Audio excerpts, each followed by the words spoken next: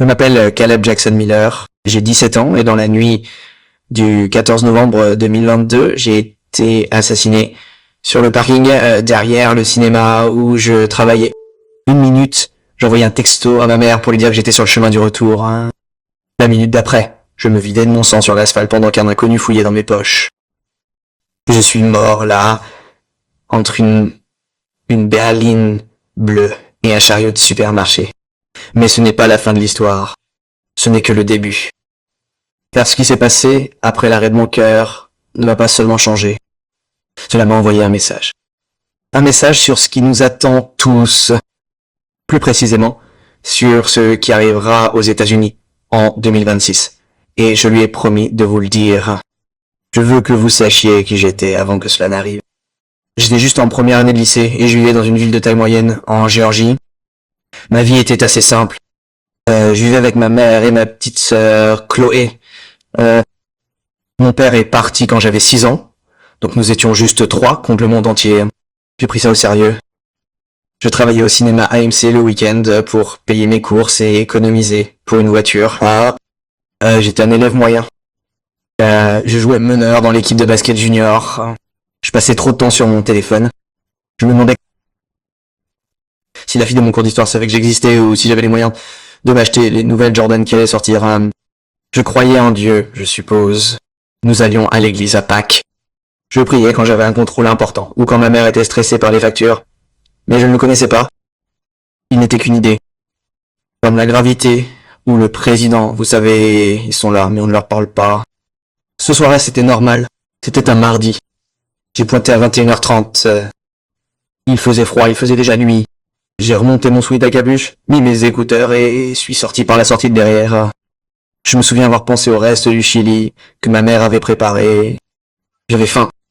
C'était ma dernière pensée consciente en tant qu'être humain vivant. J'espère qu'il reste du chili. Je ne l'ai pas entendu arriver. J'ai senti un coup sur mon sac à dos. Je me suis retourné. Un écouteur est tombé. Un type était là, plus âgé, peut-être la trentaine. Il avait l'air tremblant, en sueur, alors qu'il faisait 40 degrés Celsius dehors. Il avait un masque de ski à moitié remonté comme un bonnet. « Donne-le-moi » a-t-il dit. Sa voix s'est brisée. Je me suis figé. Tu penses toujours que tu seras un héros, n'est-ce pas? Tu penses que tu vas te défendre. Mais je suis resté figé. J'ai levé les mains. Ok mec. J'ai mis la main dans ma poche pour attraper mon portefeuille. Il a tressailli. Il pensait que j'allais chercher une arme. Boum. C'était tellement fort. Mes oreilles ont résonné comme une cloche aiguë.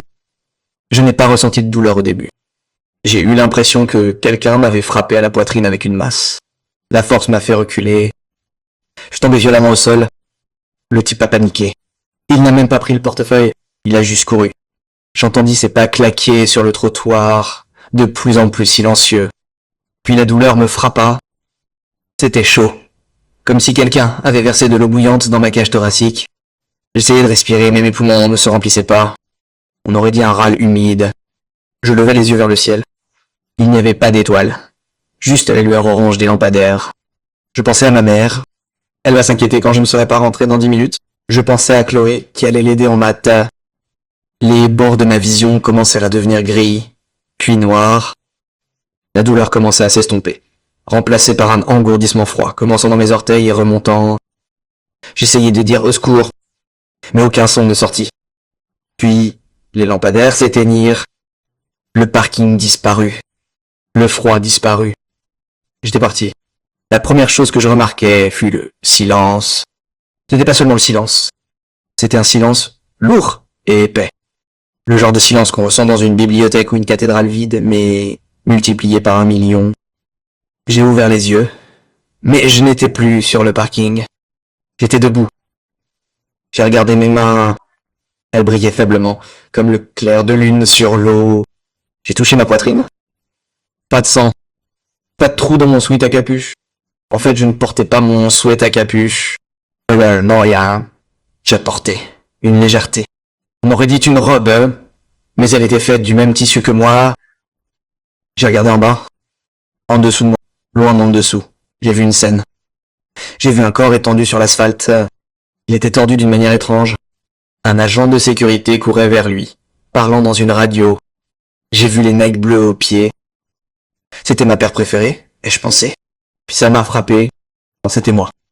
Je n'avais pas peur. C'est le plus étrange. J'aurais dû être terrifié. J'avais 17 ans et j'étais mort. Mais je me suis senti soulagé. C'était comme enlever un lourd sac à dos que j'avais porté toute ma vie. L'inquiétude pour l'argent avait disparu. La peur de ne pas être à la hauteur s'est envolée. J'ai commencé à dériver vers le haut. Ça n'était pas comme voler comme Superman. C'était comme être une bulle dans un verre de soda, montant naturellement vers le haut. Le ciel autour de moi a changé. Le parking s'est estompé dans une brume. La brume était faite de couleurs que je ne peux pas nommer. Pas seulement du bleu ou du violet. C'était comme si j'entendais les couleurs. Le rouge sonnait comme un violoncelle. L'or sonnait comme une chorale. J'avançais vite maintenant, me précipitant vers quelque chose. Et puis, je me suis arrêté. J'étais debout sur quelque chose de solide. C'était comme du verre, mais chaud. L'air ici était différent. Sur Terre, l'air n'est qu'un espace vide. Ici, l'air était vivant. C'était comme de l'eau, mais suffisamment fine pour qu'on puisse respirer. Chaque fois que j'inspirais, je me sentais plus fort. Puis, je l'ai vu. Je sais que les gens disent qu'ils voient une lumière vive. Mais il était brillant, mais ce n'était pas un soleil aveuglant. Ce n'était pas une silhouette floue. C'était un homme. Il se tenait à environ 6 mètres de moi. Oh. Il portait une robe qui semblait tissée de diamants et de sable. Elle avait de la texture. Elle avait l'air réelle. Il s'est tourné vers moi. Il ne ressemblait pas aux images de la Bible de ma grand-mère. Il n'avait pas les yeux bleus ni les cheveux parfaitement peignés. Sa peau était de la couleur d'un sol riche, comme du bois poli. Ses cheveux étaient épais et foncés, tirés en arrière. Mais c'était ses yeux. Quand j'ai regardé dans ses yeux, je n'ai pas seulement vu une couleur, j'ai vu une histoire. Imaginez que vous vous teniez au bord du Grand Canyon et que vous sentiez à quel point vous êtes petit. Maintenant, imaginez que le Grand Canyon vous aime. C'est ce que ses yeux ressentaient. Ancien, puissant, mais totalement sûr. Il ne souriait pas comme un sourire humain. Toute l'atmosphère autour de lui souriait. La lumière s'est réchauffée. Je me suis dirigé vers lui. Mes genoux tremblaient, mais pas de peur. C'était de la crainte. C'était le sentiment que l'on ressent quand on voit un énorme orage déferler avec une puissance pure, mais on sait que l'orage est notre meilleur ami. Il a parlé. Il n'a pas bougé les lèvres au début. La voix venait de partout. Elle vibrait dans ma poitrine. On aurait dit l'océan s'écrasant contre les rochers, mais doucement. Caleb, il a dit. Juste mon nom. Mais la façon dont il l'a dit, il a mis tellement de sens dans ces 2 syllabes. Il l'a dit, comme s'il m'avait attendu toute la journée. Il l'a dit, comme s'il savait toutes les bêtises que j'avais faites. Chaque mensonge que j'avais dit, chaque larme que j'avais versée. Et il m'aimait quand même. Je suis tombé à genoux. Je n'ai pas pu m'en empêcher. Suis-je morte? Ai-je murmuré. Il s'est approché. Il a tendu la main. J'ai vu une cicatrice sur son poignet. On aurait dit une étoile. T'es parti, mon fils, mais ton temps n'est pas terminé. J'ai levé les yeux. Je ne veux pas revenir en arrière. Ça fait mal, là. C'est dur, là.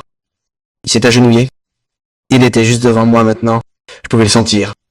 Il sentait la pluie sur le trottoir chaud, le bois de cèdre et le pain frais. Je sais, a-t-il dit, et j'ai pu sentir sa tristesse. Il n'était pas distant. Il ressentait la douleur du monde. Je sais que c'est dur. C'est pour ça que tu dois y retourner. Ils ont besoin de savoir. Savoir quoi? J'ai demandé. Il s'est levé et a pointé du doigt derrière moi. Je me suis retourné. Le sol en verre chaud a disparu. Soudain, je regardais un écran géant, non pas un écran, c'était comme une fenêtre sur le monde. J'ai vu une carte des États-Unis, mais ce n'était pas une carte normale.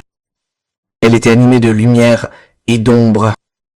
Regardez l'année, a dit Jésus. J'ai vu un calendrier tourner rapidement.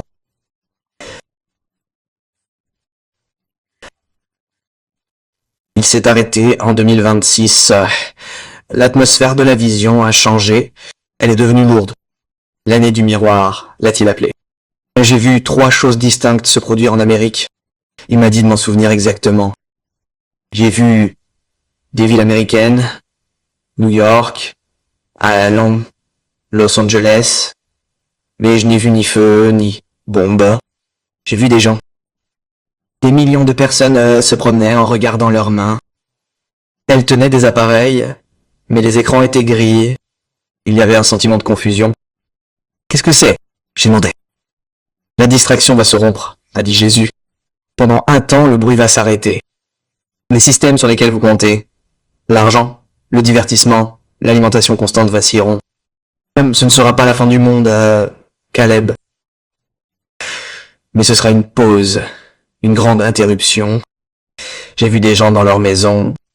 Ils avaient peur parce que leur distraction avait disparu. Ils devaient regarder leur famille. Ils devaient se regarder eux-mêmes. Ils sont seuls, ai-je dit. Ils meurent de faim. Il a corrigé. Ils se sont nourris d'ombres, et maintenant les ombres ont disparu. En 2026, l'Amérique sera confrontée à une faim spirituelle sans précédent. Les idoles du confort vont se fissurer. Puis la scène a changé. J'ai vu une table énorme au milieu du pays. Elle était recouverte de nourriture pourrie, d'argent, de politique, de célébrité, de colère. Les gens se battaient pour elle, criaient, se déchiraient. Mais j'ai vu autre chose. J'ai vu de petites lumières apparaître partout. Dans les salons, au sous-sol, dans les cafés. J'ai zoomé. J'ai vu des groupes de 10, 12, 20 personnes. Ils ne se battaient pas. Ils partageaient du pain. Ils priaient. Ils n'étaient pas dans de grandes églises avec des lumières sophistiquées. Ils étaient juste ensemble. L'église quitte la scène et retourne à la table, a dit Jésus. Il m'a montré qu'en 2026, les grandes versions à l'œil du christianisme, qui ne parlent que de politique et de pouvoir, commenceraient à s'effondrer. Elles passeraient pour des idiotes aux yeux de tous. Mais la vraie foi, la foi silencieuse et humble des voisins qui aident leurs voisins, exploserait. J'ébranle les fondations, il m'a dit. Tout ce qui peut être ébranlé sera ébranlé de sorte que ce qui ne peut l'être demeurera. J'ai vu des gens qui se détestaient assis à ces petites tables. J'ai vu un adolescent aider un vieil homme. J'ai vu des races se mélanger naturellement, non pas à cause d'une loi, mais parce qu'elles avaient besoin les unes des autres. Dites-leur, a dit Jésus, d'une voix sévère mais aimante. Dites-leur de construire leur communauté maintenant. N'attendez pas que les écrans s'éteignent. Apprenez à connaître votre prochain. Ouvrez votre maison. 2026 est l'année où la seule sécurité sera dans l'unité. La dernière chose que j'ai vue était la plus étrange. J'ai vu un épais brouillard recouvrir Washington DC et les centres financiers. Puis, un vent a soufflé. Un vent violent et soudain. Le brouillard a disparu. Et en dessous, j'ai vu la laideur. J'ai vu la corruption qui avait été cachée pendant des décennies. Soudain, elle s'est révélée. C'était comme retourner une pierre et voir tous les insectes se disperser. C'était choquant. J'ai vu des gens aux informations la bouche ouverte, des dirigeants, des célébrités, des personnalités de confiance explosées. J'ai eu peur pour mon pays. On dirait que c'est le chaos. Et je dis, Jésus a posé sa main sur mon épaule. Son contact m'a immédiatement calmé. Ce n'est pas le chaos, Caleb. C'est un nettoyage. Une blessure doit être nettoyée avant de pouvoir guérir. L'Amérique aura l'air de se briser, mais elle est en train d'être percée. Ne craignez pas les gros titres. Ne craignez pas la révélation. La vérité doit éclater. Il m'a regardé dans les yeux. 2026 est un tournant. C'est l'année du choix. Les gens choisiront soit la colère de la table pourrie, soit la paix de la petite table. Dites-leur de choisir maintenant. La vision s'est estompée. Nous étions de retour sur le sol en verre. La belle lumière vivante nous entourait. Je l'ai regardé. Je ne peux pas y retourner, je dis. Les larmes me sont montées aux yeux. C'est trop en désordre. C'est trop bruyant. Je veux rester ici avec toi. Just come. Je me sens propre ici. Jésus a souri. C'était la plus belle chose que j'ai jamais vue. C'était le sourire d'un père fier. Tu es propre, Caleb, parce que je t'ai rendu propre. Et que tu ramènes ce cœur pur avec toi. Il s'est approché et a posé sa main sur ma poitrine, là où la balle m'avait touché. Ta mère prie, a-t-il dit doucement. Elle me supplie de ne pas te prendre. Je réponds à sa prière et je réponds aux prières de ceux qui ont besoin d'entendre ton histoire. Est-ce que ça va faire mal? Ai-je demandé. J'étais terrifié à l'idée que la douleur revienne. Oui, a-t-il dit honnêtement. La vie fait mal. Mais tu ne seras plus jamais seul. Je souffrirai avec toi. Il se pencha et me murmura une dernière chose à l'oreille. Un secret rien que pour moi, pour me permettre de continuer quand les jours devenaient sombres. Oui. Puis il me poussa, doucement mais fermement. Je tombai en arrière. La lumière s'enfuit. Les couleurs chantantes s'estompèrent. Je tombais encore et encore. Mes yeux s'ouvrirent brusquement. La douleur fut instantanée. J'avais l'impression qu'une voiture était garée sur ma poitrine. On me secouait. Ah, il y avait des sirènes hurlantes, bruyantes, agaçantes et hurlantes. Il est de retour. On a un poule? On a un poule. Une lumière vive brillait dans mes yeux. Pas la lumière chaude et vivante du paradis, la lumière crue et piquante d'une lampe de poche. Reste avec nous, gamin, reste avec nous. J'essayais de parler, mais j'avais un tube dans la gorge. J'ai paniqué. Je me débattis. Je me maintins au sol. J'ai vu le visage flou d'un ambulancier. Il avait l'air terrifié. J'ai réalisé que j'avais dû être mort depuis un moment. Plus tard, les médecins m'ont dit que j'étais cliniquement mort depuis 18 minutes. Ils ont dit que mon cœur s'était complètement arrêté. Ils m'avaient électrocuté 4 fois, avec les palettes et étaient sur le point d'annoncer l'heure de mon décès lorsque mon cœur s'est remis à battre tout seul. J'ai passé 2 semaines aux soins intensifs. J'ai subi une intervention chirurgicale pour réparer mon poumon et ma côte. Mais la convalescence physique n'était pas la partie la plus difficile.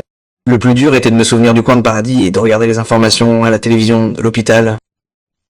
J'ai vu la colère, j'ai vu la division, j'ai vu les choses même que Jésus m'avait montrées commencer à bouillonner. Mais je n'avais plus peur. Je suis toujours en convalescence. Je boite encore un peu quand il pleut. Mais je ne suis plus le même Caleb Gaguet qui est sorti de ce cinéma. Je sais ce qui va arriver. Ce n'est pas la fin du monde, mais c'est une épreuve. Jésus m'a montré que notre confort allait être ébranlé. Les choses que nous utilisons pour nous distraire, les téléphones, les divertissements, la politique, vont nous faire défaut. Si vous regardez ceci, vous avez une longueur d'avance. Jésus veut que vous vous prépariez, pas en achetant des conserves ou en construisant un bunker. Il veut que vous construisiez une petite table. Regardez votre vie. Qui sont vos voisins?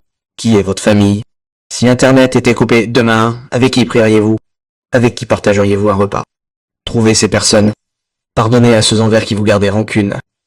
Car lorsque les secousses commenceront, l'amour sera la seule monnaie qui comptera.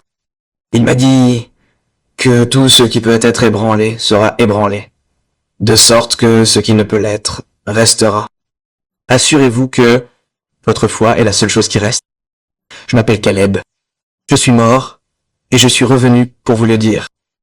Il est réel, il se rapproche, et il vous aime plus que vous ne pouvez l'imaginer. N'ayez pas peur de 2026, soyez simplement prêts.